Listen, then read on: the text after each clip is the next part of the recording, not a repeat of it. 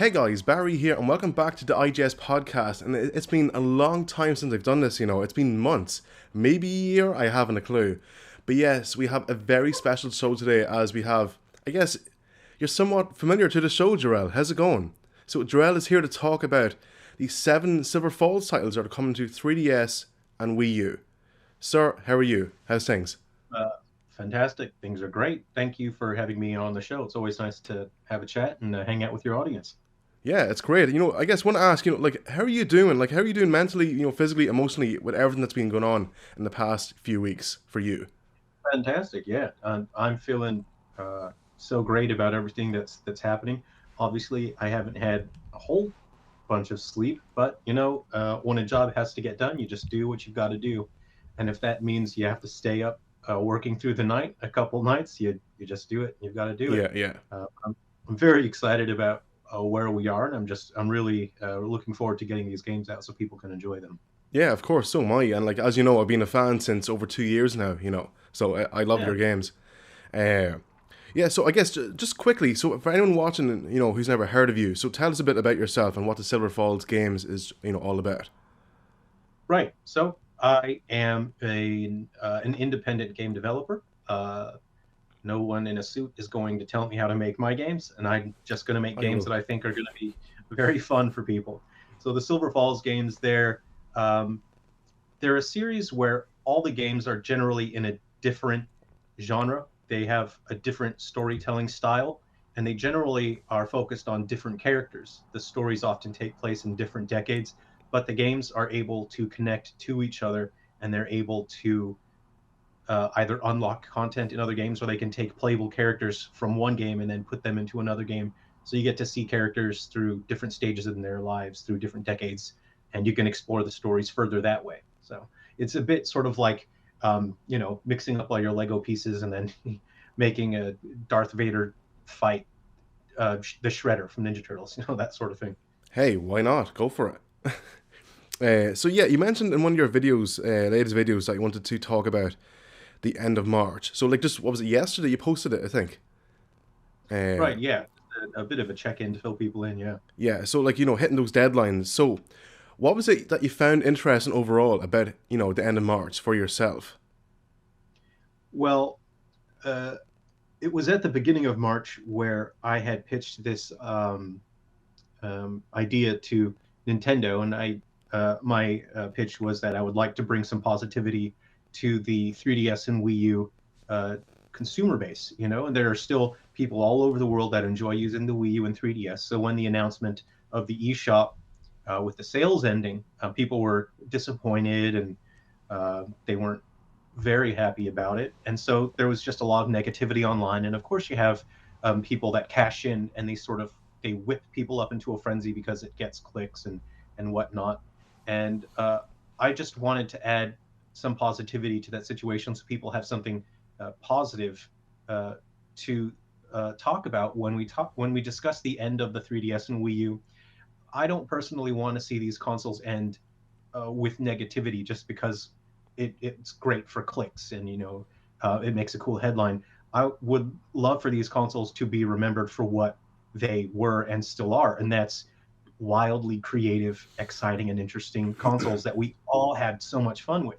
And so I thought, I said to Nintendo, if we can bring some exciting games, we can bring some positivity to the Wii U and 3DS eShop, then I would like to do that. Um, and I can't discuss the details of what our dealings are, but um, I think it's clear through their actions that they want to support us in bringing something positive out for people to enjoy. Because what I asked of Nintendo was extremely demanding. I can't explain the process to everyone, but it's a big deal to even submit one title to them. So to suddenly say, hey, within a couple weeks, can we send in 7 games? Yeah. And so, uh, and there was a lot that went into it. Uh, it became a complicated situation, and of course, a lot of it came down to me. A lot of this stuff was my responsibility, and I should have sorted this out ahead of time, because a lot of these processes, they can take weeks and weeks to get through. There's a lot of paperwork. There's a lot of registration, and it's up to the developer and the publisher, which is me. Uh, it's up to them, not Nintendo. It's up to me to make sure all that stuff is sorted in time. I did not give enough time to Nintendo. So realistically, I would have gotten through to the end of the month. Um, and realistically, they would have said, "Hey, sorry, you've made errors on your paperwork. This stuff's not right. This isn't right. We're sorry, we can't accept these, these 7 games." But the individuals that are working in the Nintendo offices, they're incredible people. They're really fantastic because they put in a huge amount of effort, and there's a lot of time and effort they put in to make sure that I was able to submit these games.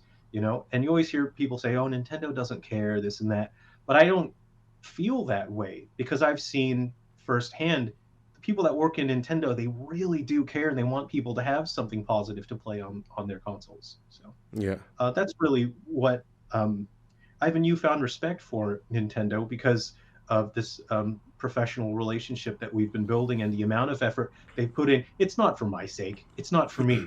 And I always said this is for the people that want to enjoy the 3DS and the Wii U. And so when the day comes where the eShop does close down, I don't want people to be angry. I want people to be say, "Yeah, all right, look at these last minute games that we got, and they're so much fun. We got it. We did it, guys, at the last minute." And that's really what it comes down to. Yeah, yeah. Like you've had quite like an interesting relationship with Nintendo. I think Yes. overall, can you like what all can you say about that? Like I know you've talked about it, but can you expand a little bit more? Of course, you're under NDA, etc. Like there's only so Yeah. much you can say. So like Yeah. even like so originally like you're releasing games for 3DS, and then like you had a Wii U dev kit, but now you're only publishing. So Yes. you fought your way for like a Switch dev kit, and I'm so happy. Like from Yeah. I mean Yeah. like you fought your way up to the the top, I guess, to get there. So what's it been like for you? Well, I mean, I'm not special. I'm not extraordinary in any way. I'm just a guy that wants to make video games for Yeah, people.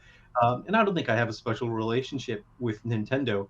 Um, Obviously, they have a lot of developers that they have to deal with and work with, and I just happen to be a small developer. Uh, I've only been publishing games with them for 2 years, so of course, they're going to prioritize their larger studios who have been publishing games for a while. They already have established um, relationships with those developers, and it's just the sort of thing that it takes time, and you have to prove that you can be a reliable business. And so, it takes time and effort to get there, and I'm still working on it. yeah. Can we talk a bit more into detail about each of the games that you're making? So, like Fire for away. me, it's amazing not just to see one, but 7 titles come to both Wii U Yeah. and 2DS/3DS systems. That's the entire family Oh yeah. of systems. Oh So yeah. like Absolutely. so Yeah. for Wii U we have Silver Falls White Inside Its Umbra, we have Silver Falls Gaiden, Silver Falls Undertakers, and for 3DS we have Silver Falls Guardians and Metal Exterminators, Silver Falls Ghoul Busters, Silver Falls Vicarious Brothers, and Silver Falls Gaiden Deathly Delusion Destroyers. So Yes. I guess one by one. So just quickly, like a brief summary. So what is White Inside Its Umbra about? Fire away. So, White Inside Its Umbra is a first person horror game that sets out to pretty much break the fourth wall in a fun and exciting way. And the way it does that is it treats the player as if there's nothing in between them and the screen they're playing the game on. The players will use the gamepad as a smart device, so it has a number of apps that you can use, but also there's some lore and some character story that you can get just out of exploring that. But also, there's a couple of fun, silly mobile games you can play on the gamepad. The player will use a Wii remote as a flashlight to explore the environment and to move their character, but you can also use the balance board to control your character's movement. Can't wait. And yeah, it's very exciting. The testers and I have had a lot of fun, and there's a very there's an extensive post game mode called Frontier Hunters that is an arcade style light gun shooter with a very heavy RPG elements. There's a lot of upgrading your character stats. You're getting new weapons. You're customizing and equipping skills, and that is up to 5 players. So that's very fun. After that, we have Silver Falls Undertakers, but because it's on the Wii U, I would like for people to call it Undertakers. I'm just kidding about that. uh, that yeah, that is a port of a 3DS title. So we brought that from 3DS to the Wii U, and we've added a brand new mode that is exclusive to the Wii U called Survivorses, and that has the more modern graphical style, so people can appreciate the power of the Wii U's. You Yeah. know, the Wii U can produce some really, really fascinating visuals. So we wanted to be able to tap into that for Undertakers, and that's four players can play as humans, and they can play against one player that uses the gamepad. The gamepad player will control spawning enemies, while the human players will try to defeat all the enemies. So I think Yeah. that'll be very fun. And the last one for Wii U will be Gaiden, and that is between one players and five players. You get to explore a massive open world environment, collect materials. You can set up your campsite and build any kind of, custom structure to have your own little fort. And then when it becomes nighttime in the game, hordes of enemies will try to attack you. You team up with your buddies, and you survive and you defeat the enemies and just keep exploring. So that's it for the Wii U titles. For the 3DS, we have Guardians and Metal Exterminators, and that is an action RPG dungeon crawler with short missions that every time you go in, there's a new different mission with different objectives. And that's quite fun, just bite sized missions where you can quickly tackle some enemies. The rewards are all sorts of different weapons that have different skills attached. There's always different weapons to try and pick up, and there's a bunch of different playable characters that you can add to the game by connecting to the other titles. Then the next one would be Ghoul Busters, which is a title that was canceled about a year and a half ago that we're bringing back because people actually have continued to ask about that over the years. So I thought it'd be fun to bring Ghoul Busters back to the 3DS. The story is set in the early 90s, and so we've done that in a Game Boy visual and music style. And I Yeah. made sure to create music that runs on the actual Game Boy hardware so that the music can be genuine to the Game Boy. And that is a side Nice. scroller action platformer. It's no nonsense, very chill. You just get to enjoy some good old fashioned platforming action, fun enemies, interesting level layouts, and it uses the 3D as much as I can. So that's one that I had a lot of fun developing. After that, we have Vicarious Brothers.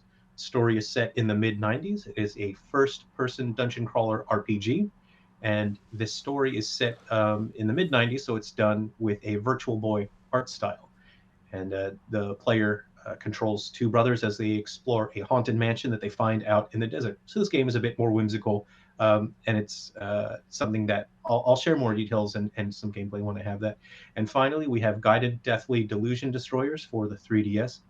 This is a game where the player gets to turn their console sideways, so they play in portrait mode. They use Mm. the touchscreen to play, and it's a mobile RPG. And not that there's any monetization or pay to win or anything like that. It doesn't have any monetization. It's just a game. But it's a mobile RPG in that it's heavily slanted towards collecting a bunch of different playable characters, and you just enjoy a menu-driven, a turn-based battle system. But there's no grand plot that you have to spend hours exploring.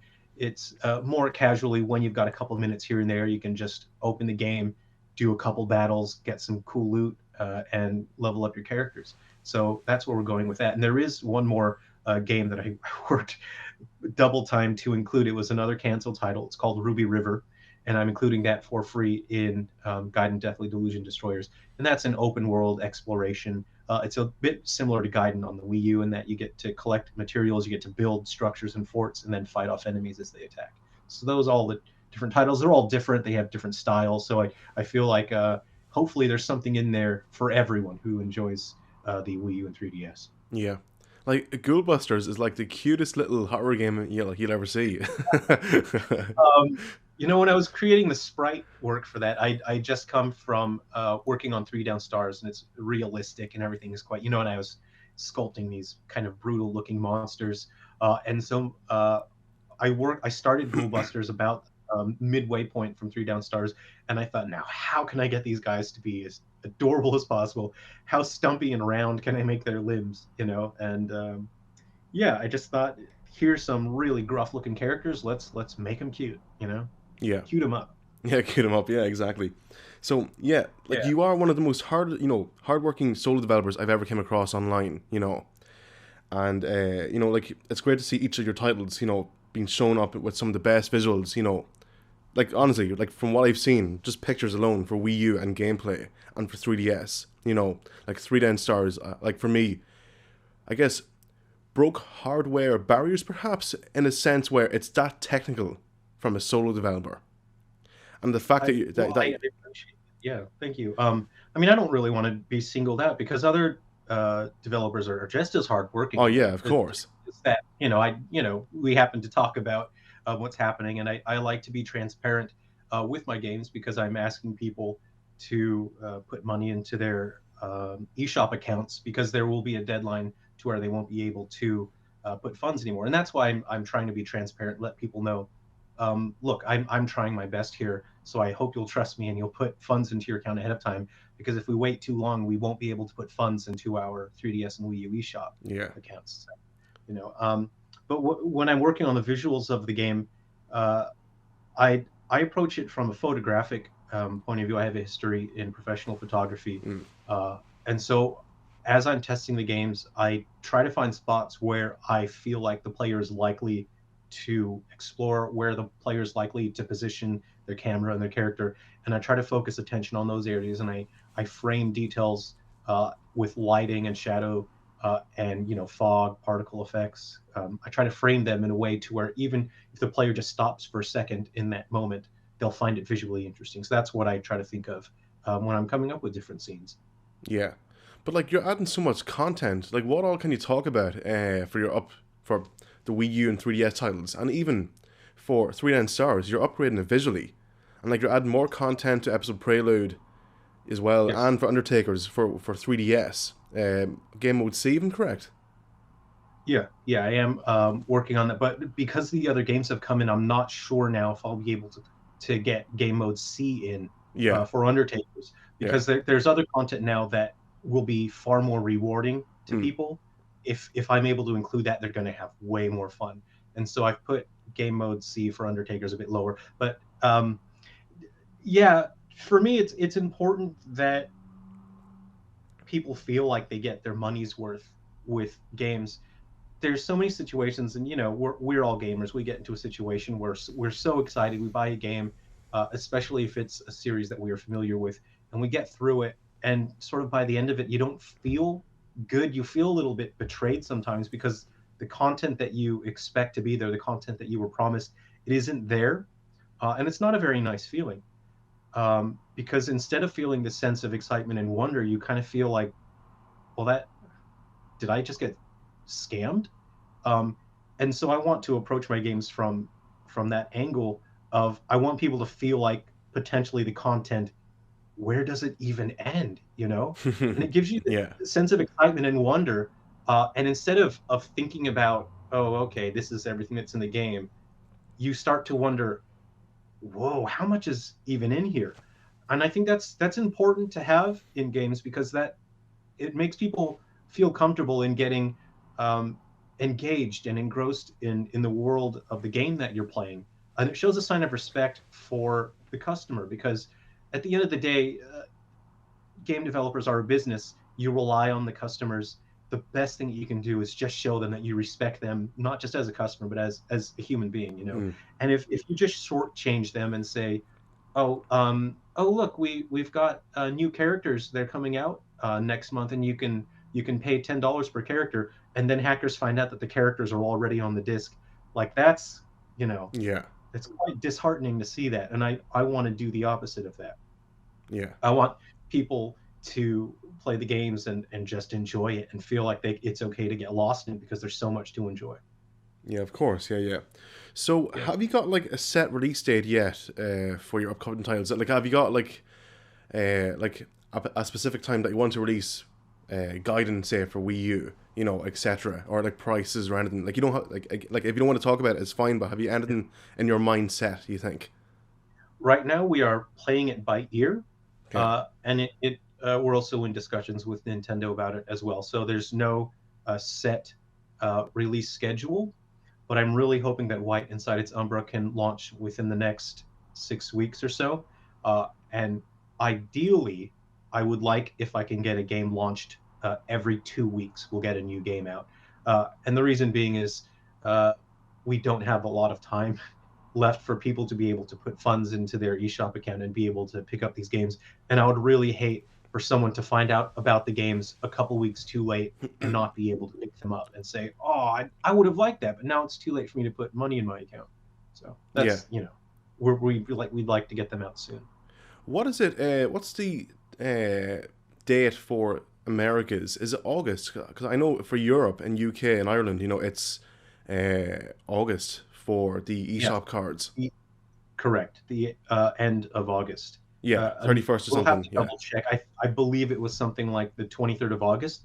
Right. And you'll no Yeah, I'll have a longer be look. able to use eShop cards. And also, right now, you can use your Nintendo Network ID. You can merge funds with your 3DS and Wii U with your Switch, and you can add funds that way. But I have been advised that will no longer be available at the end of August as well. So Yeah. if anyone does want to pick up any more eShop games for Wii U and 3DS, they'll definitely need to have funds in before the end of August. Yeah. Because I know like you can't purchase anything more, so you can still buy games. Upload your eShop cards by the end of August, right? But you Correct. Yeah. can't you can't actually purchase any more games from March next year. Correct. Yeah. That's the cutoff period. Yeah, Yes. yeah. Correct. So, it's interesting just the period, from August to March. Like just curious, why is it big of a gap? Like, but hey, look, like at least we can get the games anyway until March Yeah. in a sense where yeah, I'm not privy to that information. yeah, of Businesses course, are yeah. big, complicated machines, so I don't really know anything about that. Yeah. Hmm. Is there anything else you want to talk about, perhaps, that you can say here on the show exclusively, or before we Um, wrap it up? Like, No, I'm working really hard. There's content that I wanted to hopefully roll out, the beginning of next year before the shops are closed down. I was hoping to add a bit more new exclusive content, but I won't be able to do that. I asked if I would be allowed, but that because they'd have to go through a whole approval process if it's major content, so I won't be allowed to do that. Adding new content in major content with a patch. So I'm working double time now to try and get something packaged in to the other games that people, if they feel like, man, I really got my money's worth. This is a lot of fun. And then all of a sudden it says you've unlocked a thing and there's an entire new game packaged in. I think that would just be so exciting for people. So I'm really trying to get that um, in time for launch day. Yeah, because I really have to have all the content in day one with the launch versions of the game. yeah. Yeah. And please, Yeah. Drell, like if you're going to release the titles, please don't release them like when I'm away on holidays because I can't record it. All right. Well, you'll have to let me know ahead of time, and I'll say, "Oh, Barry's on holiday. Make Yeah. sure don't release Don't anything." yeah. Or if you are, I'll take the Wii U over or the 3DS on my camera so I can record it at home. Yeah. Yeah. But yeah, thanks for coming on the show. Really appreciate it, and thank you, personally for supporting my channel for the past couple of years that we've known each other. So where can Yeah. we No, find you yeah. on social media? On social media, we are at Silver Falls Game. We're on Facebook, Twitter, and Instagram at Silver Falls Game, and people can always feel free to send us a DM. And if they're enjoying the games, if they have any questions at all, just feel free to stop on by. Yeah. And hey, of course, you are a fan of tasting Switch games from your previous your uploaded video. I just thought it was funny. It just came to that bit. Yeah, it's I thought it would be great if they all just had like their own unique flavor to Yeah, them, yeah, and then you could have some places you'll go to like a whiskey bar or you do wine tasting, but I'd like a place that has switch tasting. Oh yes, this is a 2018 Let's Go Pikachu. Yes, I like this. This is good flavor. it makes you wonder, right? So this is like the weirdest thing ever. So look at Legend of Zelda from release date. So just say, and then like see what like they're making new like batches of actual game cards. Will the taste be the same as it was for the new game card, or will it be a different taste completely? That's fascinating. That is very fascinating. I'm putting this out there. I mean, Nintendo can pick it up and run with it if they want. I'm not going to ask them to give me royalties, but hear me out. Um, Nintendo Switch cartridge-shaped breakfast cereal called Nintendo's. Huh? Ah, Yeah. yes. A cereal, you know? Or maybe Nintendo nuts. I don't know. Sorry. No, because then Sega does what Nintendo Donuts. Oh, here. Don't even start there. But anyway, yes, thanks, thanks, Dread, for coming on the show. Hey, thanks for having me on the show. It's been good. It's been a lot of fun having Yeah, a chat. So yeah. thanks Cheers, very much for that. I appreciate it. guys. So thanks for watching the show. Really appreciate it, and it's great to have Dread on, back in the show here.